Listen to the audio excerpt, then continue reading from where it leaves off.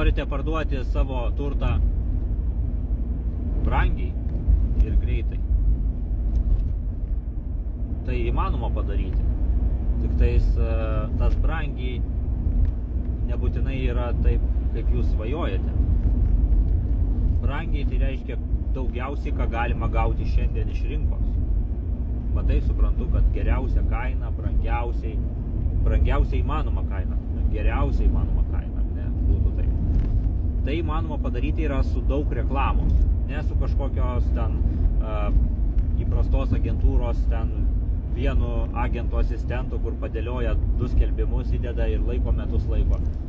Ne, su tokia jums nepavyks gauti geriausios kainos.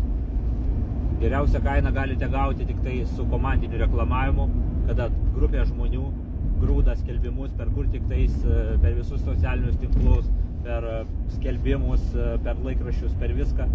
Ir per trumpesnį laiką surenka didesnį kiekį interesantų ir tada galima išsirinkti, kuris čia daugiausiai duoda, kuri čia kaina yra geriausia. Tai va, jeigu jums atsibodo pardavinėti turtą per kažkokias agentūras, kur metus laiko ar daugiau pardavinėja, tai pas mus parsiduoda turtas maksimum iki 2 mėnesių. Jeigu namas, jeigu butas, jisai greičiau parsiduoda, nes butai kažkaip greičiau eina, ar ne? Tai va, namai kodėl lėčiau parsiduoda namai?